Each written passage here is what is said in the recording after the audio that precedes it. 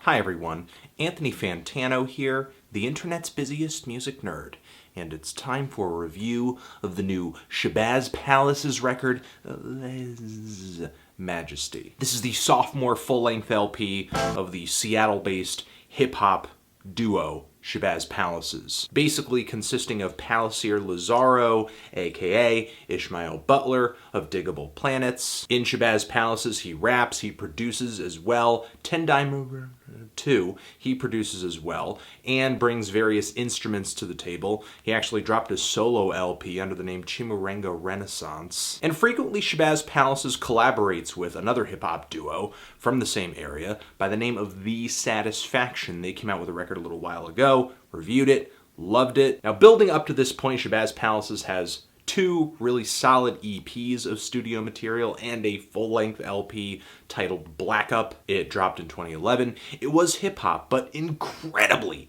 psychedelic for hip-hop music. Trippy, heady, otherworldly, mind-bending. It was intergalactic and had a really strong sense of sound play too. There were warped, flipped, reversed samples all over this thing, vocal cuts that are just stretched beyond the breaking point. I loved the spaced out beats and grooves, the trippy synthesizers, and perplexing lyrics too, which are typically delivered in a very subdued, laid-back flow. Very smooth. It turns out Ishmael Butler is still cool like that.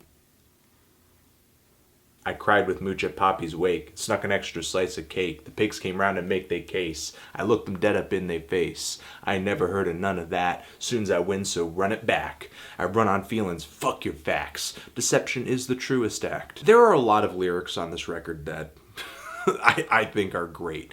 Just using a lot of turn of phrase, metaphor, and symbolism to talk about some very interesting personal moments, as well as deliver some philosophical ideas dealing in the world at large, race. So given this album, there was really no reason whatsoever not to highly anticipate whatever Shabazz Palaces was going to follow Black Up with, even as Shabazz Palaces started dropping some tracks to tease toward the release of this record, like the song Cake and FORERUNNER FORAY. Not anything wildly different for Shabazz Palaces. To be completely honest, I was kind of expecting a sequel that maybe sounded a little bit too much like Black Up, but still sounded good and was entertaining. However, it was very clear that that was not what I was going to get, just at first glance of the track list on this thing. For starters, the album is 10 minutes longer and has almost double the tracks of the last LP. And many of the tracks on this record are much shorter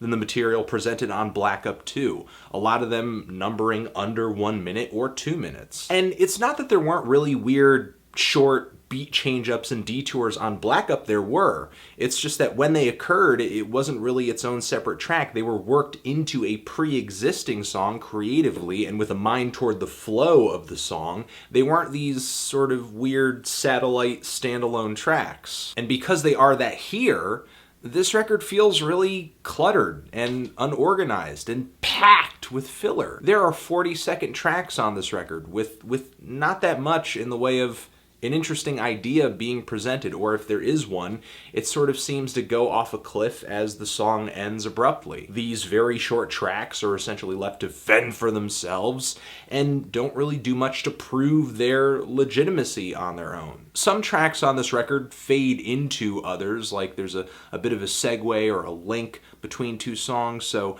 it's not like the record is entirely jumbled. However, it doesn't make this record feel holistic or like a uniform experience or anything like that. Overall, I think this record kind of sounds like a very dusty old box of unkempt and weakly groomed odds and ends. Like the song Solemn Swears, where we're kind of getting these ethereal synths and this sort of redundant beat and Palliser Lazaro saying over it things like, I set the tone like Al Capone, I'm coming up like Donald Duck. I make him dance just at a glance. I scream and yell like Samuel L. If there's any kind of amazing, deep, and profound meaning to these lyrics, I am completely blind to it due to just the very basic and effortless sound of the lyrics on the surface. I actually don't really think the lyrics on this record stun as much as Black Up. Just take the opener to this LP, for example. Shabazz Palaces, the project is no stranger to tons of psychedelic effects, but they are laid on so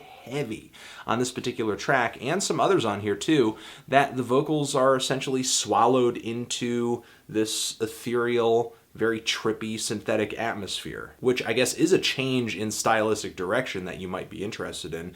This record, to me, in comparison with Black Up, sounds way more glitchy, soundscape-ish. But for me, that's not really a selling point of the album. The background is not where I want to hear Shabazz Palaces' music slip for me, but that's where it goes. On tracks like the Ballad of Lieutenant Major Winnings, which has this unbearably goofy instrumental with this really awkward groove on it. There are just so many songs on this LP that just feel so inconsequential to me. Either that or unenjoyable, like the song Ishmael, where on this song, Butler does bust one of the few steady flows on the entire record, but he starts the song off with these kind of serene, melodic, psychedelic synthesizers, and he's singing over them kind of lethargically. As much as I don't like a lot of the material on this record, I do give it to Shabazz Palaces for trying some new things for the project, with the singing, with the eerie synthesizers and guitar leads on the song Colluding Oligarchs, or